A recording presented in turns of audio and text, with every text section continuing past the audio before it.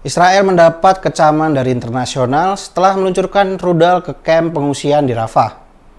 Pasalnya, akibat serangan itu puluhan warga Palestina terbakar hingga tewas. Namun, tentara Israel malah menyalahkan dan menuding Hamas sebagai penyebab terjadinya ledakan dan kebakaran. Pada Selasa 28 Mei 2024, IDF menduga gudang senjata yang tersembunyi menjadi penyebab sebenarnya dari kebakaran mematikan di Rafah. Israel berdalih, serangan udara yang terjadi pada Minggu 26 Mei itu ditujukan untuk dua target utama dari pihak Hamas. Dikutip dari The Times of Israel, mereka juga mengklaim menggunakan amunisi kecil.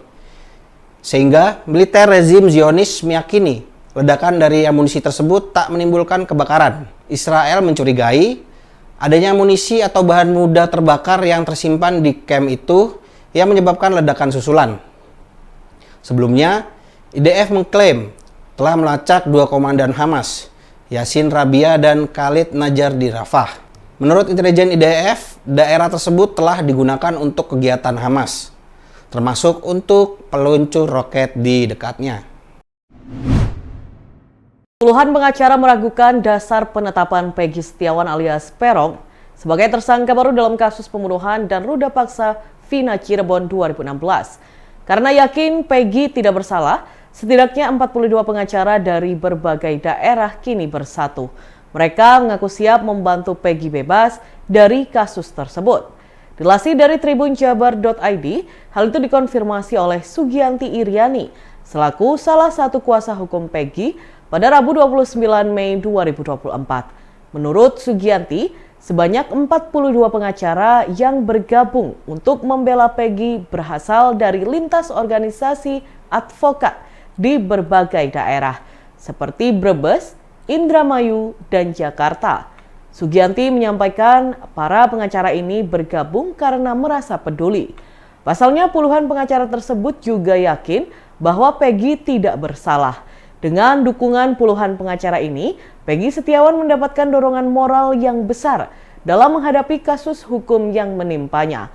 Para kuasa hukum tersebut juga berharap kehadiran mereka dapat memberikan pembelaan yang kuat dan adil bagi Peggy. Diketahui Sugianti kini juga telah menyiapkan saksi-saksi kunci dan bukti untuk menguatkan alibi bahwa Peggy berada di Bandung saat pembunuhan Vina terjadi. Setidaknya ada 5 orang saksi yang disiapkan untuk membuktikan hal tersebut. Menteri Pekerjaan Umum dan Perumahan Rakyat (PUPR) Basuki Hadi Mulyono memastikan uang yang dipotong dari gaji karyawan untuk iuran perumahan rakyat atau TAPERA tidak akan hilang. Menurut Basuki, pada dasarnya uang tersebut adalah tabungan untuk membangun rumah. Hal itu disampaikan Menteri PUPR di Jakarta Convention Center atau JCC, Senayan pada Selasa 28 Mei 2024. Basuki menuturkan, TAPERA sebenarnya sudah ada sejak 5 tahun lalu, namun tidak langsung diterapkan. Ia kembali menekankan uang yang dipotong dari gaji karyawan adalah tabungan untuk membangun rumah. Sebelumnya, Presiden Jokowi menetapkan PP nomor 21 tahun 2024 yang mengatur tentang perubahan atas PP nomor 25 tahun 2020 tentang penyelenggaraan tabungan perumahan rakyat atau TAPERA. Salah satu isi dari PP tersebut yang menjadi sorotan ialah pemotongan gaji karyawan, termasuk karyawan swasta dan pekerja mandiri sebesar 3% per bulan sebagai iuran peserta TAPERA.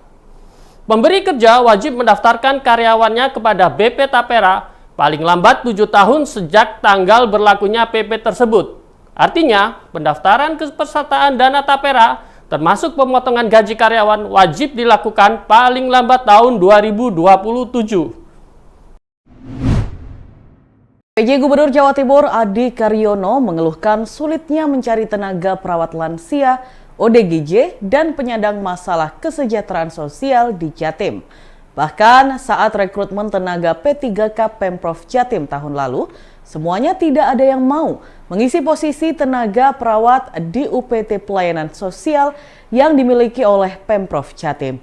Hal tersebut disampaikan Adi saat menghadiri puncak peringatan Hari Lanjut Usia Nasional atau HLUN ke-28 tingkat Provinsi Jatim tahun 2024 di halaman Dinas Sosial Provinsi Jatim pada Rabu 29 Mei 2024.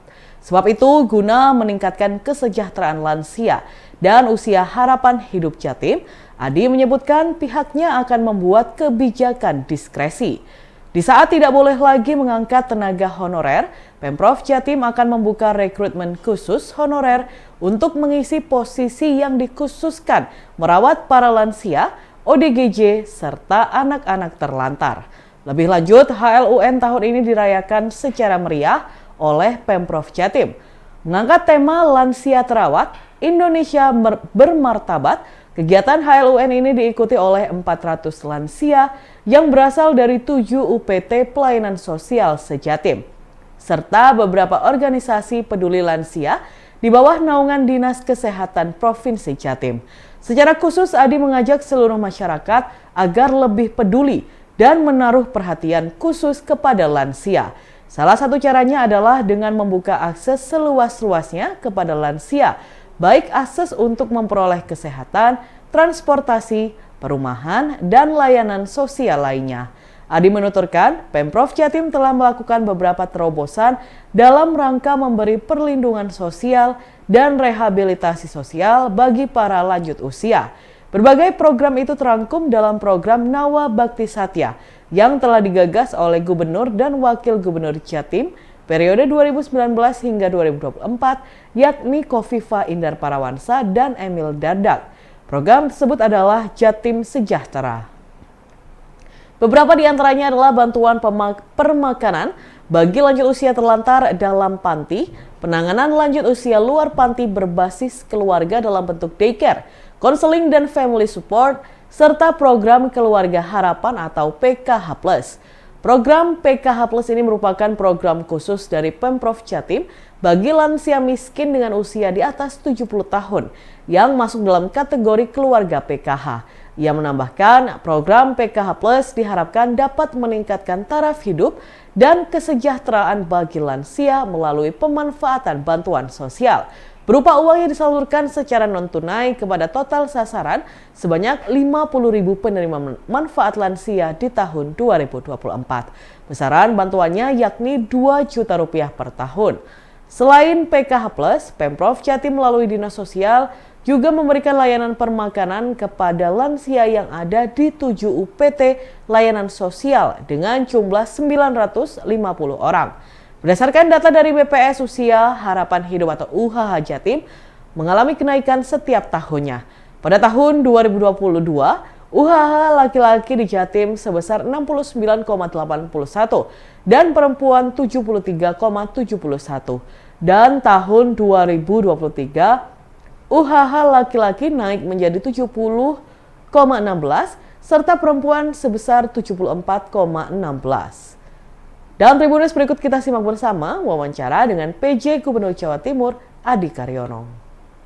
Ini kan ada beberapa 30 UPT ya, yang memang melayani yang penyandang permasalahan usia, ada lansia, ODGJ, ada asuhan, dan tunas dan sebagainya. Dan memang itu memerlukan pelayanan yang khusus untuk mereka, yaitu tugas baik pekerja sosial, tenaga sosial yang tugas-tugasnya sangat mulia dibandingkan ODGJ, lansia, yang PSS, yang intensive care itu memang harus petugas yang betul-betul punya rasa kemanusiaan yang tinggi, dan itu sudah berjalan lama tidak ada regenerasi sampai petugas itu berpuluhan tahun dan akhirnya berhenti karena manusia. Nah, untuk mencari penggantinya ini susah. Sementara kalau kita ngambil honorer sudah ada kebijakan Pak, tahun 2024 Desember itu tidak boleh. Maka kami lakukan dengan cara untuk tidak lepas. Tetap bisa mencari orang, tapi mencari orang yang seperti ini sangat sulit. Karena punya latar belakang dan juga punya skill dan juga sikap mental yang betul-betul menerima pekerjaan. Nah, ini yang akan kita sesuaikan. Pertama, bahwa kerjanya muda itu harus eksis ya, kemudian harus ditunjang dengan penghasilan yang cukup supaya bisa orang terkait. Dan ini resikonya cukup tinggi. Kita akan menata bagaimana TPP di kabupaten itu berdasarkan pekerjaan, bebannya, juga resikonya. Ini yang harus membedakan antara misalnya yang bekerja di sosial di PUPT, ada di BPBD yang membuat bencana itu resiko besar ya, dan ada juga yang memang pekerjaannya tidak terlalu beresiko. Itu harus menyesuaikan dengan tingkat penghasilan dan tunjangannya. Ratusan ekor sapi dan kambing milik warga di 17 kecamatan turun gunung untuk mengikuti kontes ternak di lapangan bekas markas 514 di Desa Kotakan, Kecamatan Situbondo, Kabupaten Situbondo pada Rabu 29 Mei 2024. Kontes ternak yang digelar Dinas Peternakan Pemerintahan Kabupaten Situbondo itu bertujuan untuk mengetahui potensi peternakan sapi dan kambing. Bahkan, dalam ajang kontes ternak yang digelar setiap tahun tersebut, Antoni, sapi milik Syamsul Arifin, warga Desa Wonokoyo, Kecamatan Kapongan ini meraih juara 1 di kelas sapi ekstrim dengan bobot 1.136 kg. Disusul sapi milik Aji Zakia, warga Sembagus meraih juara 2 dengan bobot sapi mencapai 1.121 kg. Dilanjut juara 3 diraih sapi milik Supriyadi, warga Panarukan dengan bobot sapi mencapai berat 1.104 kg. Penyerahan piala dan hadiah diberikan langsung oleh Bupati Situbondo, Karna Suswandi. Syamsul Arifin menyampaikan sapinya pernah juara 1 di kelas ekstrim dengan berat 1.140 kg. Ia mulai merawat sapi kontesnya sejak tahun 2020 sampai sekarang. Syamsul menyampaikan sapi tersebut merupakan hasil ternaknya sendiri dan dirawat sejak kecil. Bupati Situbondo menuturkan pihaknya menggelar kontes ternak tersebut dengan tujuan memotivasi peternak yang ada di seluruh Kabupaten Situbondo. Bupati Karna menambahkan upaya itu agar Situbondo benar-benar menjadi lumbung daging sapi. Mantan Kadis PUPR Bondowoso dan Lumajang ini mengatakan kualitas peternakan di Situbondo harus mampu menjadi yang terbaik agar menghasilkan daging terbaik di Indonesia. Pihaknya juga berharap pelaksanaan kontes ternak tersebut dapat bergiliran di masing-masing wilayah, baik itu di barat, tengah, dan timur. Dan Tribuners, berikut kita simak bersama wawancara dengan pemenang kontes ternak Situbondo, Syamsul Arifin dan Bupati Situbondo, Karna Suswandi. Ini juara 1 kelas ekstrim dengan bobot berapa Pak? 1 ton 140. Pemegang papan Pak itu mulai rawat sejak kapan Pak? Mulai dari kecil, mulai dari tahun 2020 hasil teranakan sendiri. Oh, hasil ternak sendiri ya? Kita melaksanakan kontes ternak memiliki tujuan. Yang pertama, bagaimana kontes ini bisa menjadi motivasi bagi seluruh peternak yang ada di Kabupaten Situbondo untuk meningkatkan upayanya agar Kabupaten Situbondo benar-benar bisa menjadi lumbung daging sapi di negeri tercinta ini.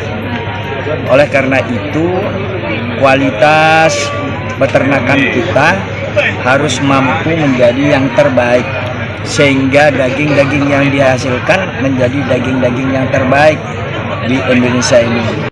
Download Tribun X sekarang, menghadirkan lokal menjadi Indonesia.